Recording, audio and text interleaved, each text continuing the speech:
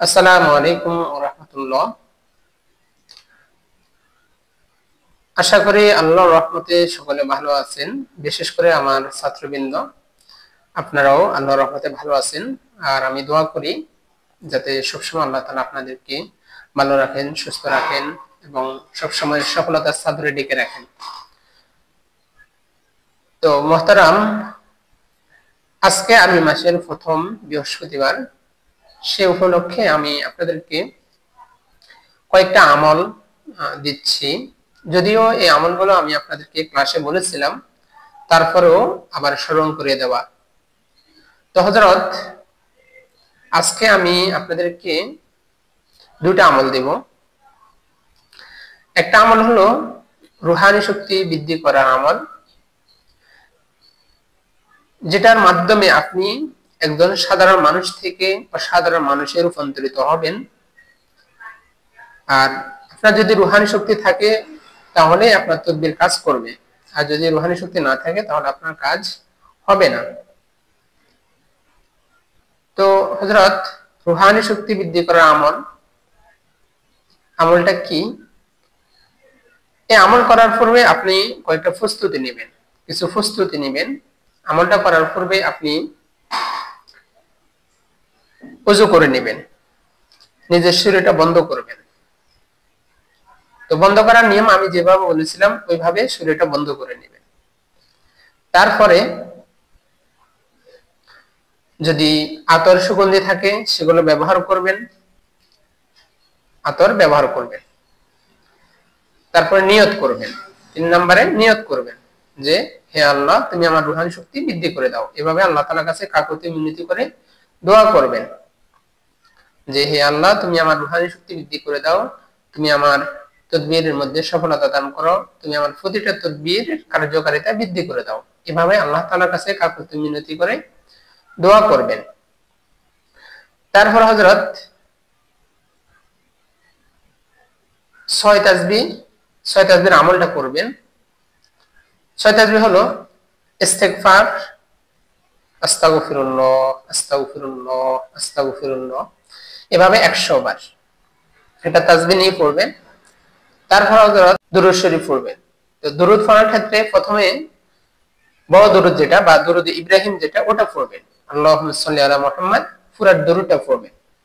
তারপরে সাল্লাল্লাহু আলাইহি ওয়াসাল্লাম, সাল্লাল্লাহু আলাইহি ওয়াসাল্লাম, সাল্লাল্লাহু আলাইহি ওয়াসাল্লাম, এভাবে ছোট দুরূদ পড়বেন, মোট 100 বার পড়বেন।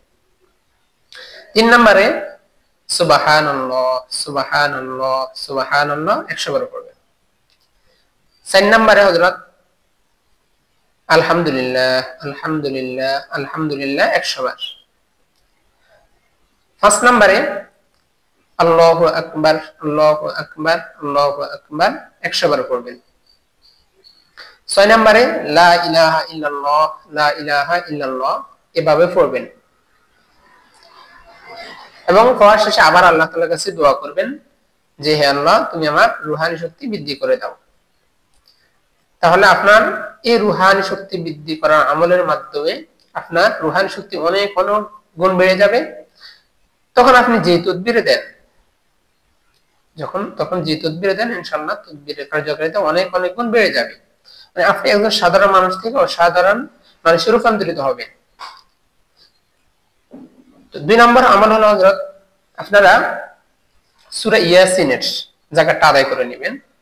সূরা ইয়াসিন দিয়ে আপনি, যারা আমার কাছে বশীকরণ বিচ্ছেদের তদবির শিখছেন, বশীকরণ দিয়ে সূরা ইয়াসিন দিয়ে আপনারা বশীকরণের কাজও করতে পারবেন, আর সাথে সাথে বিচ্ছেদের কাজও করতে পারবেন।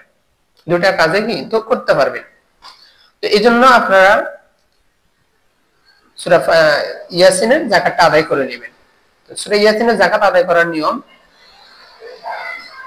প্রতিদিন ফজরের নামাজের পরে এক্ষেত্রেও প্রস্তুতি নিয়ে বসবেন, নিজের শরীরটা বন্ধ করবেন, নিয়ত করবেন যে হে আল্লাহ, তুমি আমার রুহানি শক্তি বৃদ্ধি করে দাও। হে আল্লাহ, তুমি আমার তদবির কার্যকারিতা বৃদ্ধি করে দাও। হে আল্লাহ, তুমি আমার সমস্ত কার্যাদি এই সূরার মাধ্যমে সমাধান করে দাও। হে আল্লাহ, এই সূরার মুআত্তালদেরকে তুমি আমার অনুগত বানিয়ে দাও।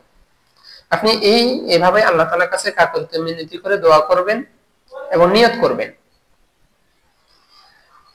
তো ইনশাআল্লাহ হযরত আপনি এভাবে নিয়ত করবেন, ইনশাআল্লাহ এই যাকাতটা যদি আপনি আদায় করে নেন তাহলে আপনি বশীকরণ, বিচ্ছেদ, কোন মানুষ শত্রুকে ধ্বংস করা, জিন জাদু, জিনকে শাস্তি দেওয়া, তারপরে কোনো কিছু হারাই গেলে চুরি মাল ফেরত আনা, চোরকে শাস্তি দেওয়া, এভাবে অসংখ্য কাজ করতে পারবেন।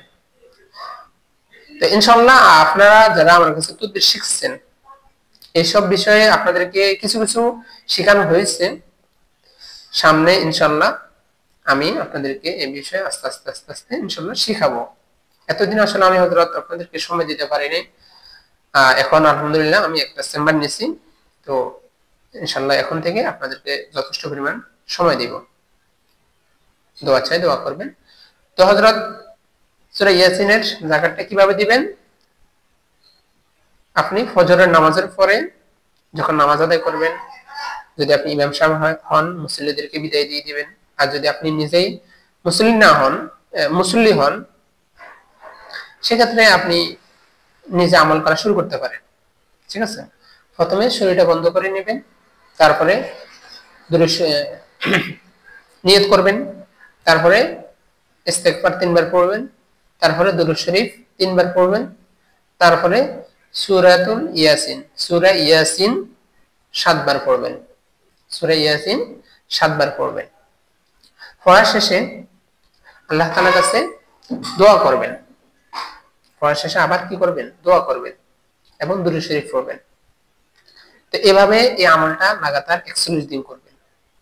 তাহলে আপনাদেরকে দুটা যাকাতের কথা বললাম, 6 তাসবির যে যাকাতটা বললাম ওটা আপনারা মাগরিবের নামাজের পরে করবেন এবং ফজরের নামাজের পরে করবেন, বেশি সময় লাগবে না ইনশাআল্লাহ। আর সূরা ইয়াসিনের যাকাত যেটা বললাম এটা শুধুমাত্র ফজরের উপরে করবেন, আর দুটা যাকাতে লাগাতার 41 দিন করবেন। তাহলে ইনশাআল্লাহ আপনার রূহানি শক্তি অনেক গুণ বেড়ে যাবে, আপনার তাদবীরের কার্যকারিতাও বেড়ে যাবে। আর আমলগুলো করার সময় কয়েকটা জিনিস করবেন। এক হলো শরীর বন্ধ করা, দ্বিতীয় হলো চোখ বন্ধ করে আমল করবেন, ধ্যান খেলার সাথে আমল করবেন। এখন যারা সূরা ইয়াসিন মুখস্থ পারেন না সেক্ষেত্রে সূরা ইয়াসিনের ক্ষেত্রে এটা দেখে দেখে পড়তে পারবেন, অসুবিধা নেই। 3 নাম্বার হলো নিরিবিলি জায়গায় করবেন, নিরিবিলি জায়গায় করবেন। আর চতুর্থ হলো আমাকে আপডেট জানাবেন, কোনো কিছু হচ্ছে কিনা, সুবিধা হচ্ছে কিনা, অসুবিধা হচ্ছে কিনা আমাকে এগুলো জানাবেন। তো ঠিক আছে, আমি আপনাদেরকে এই ভিডিও লিংকটা আপনাদেরকে দিব, এটা আপনাদেরকে পার্সোনালি দিচ্ছি, এই আমলটা আমি আপনাদেরকে পার্সোনালি দিচ্ছি, এগুলো করবেন। আপনাদেরকে আজকে থেকে করার অনুমতি দিচ্ছি, আজকে থেকে করবেন। আর যাকাত দেওয়ার মাঝে মাঝে আমাকে আপডেট জানাবেন কি অবস্থা। তো ঠিক আছে, সবাই ভালো থাকবেন। আসসালামু আলাইকুম ওয়া রাহমাতুল্লাহ।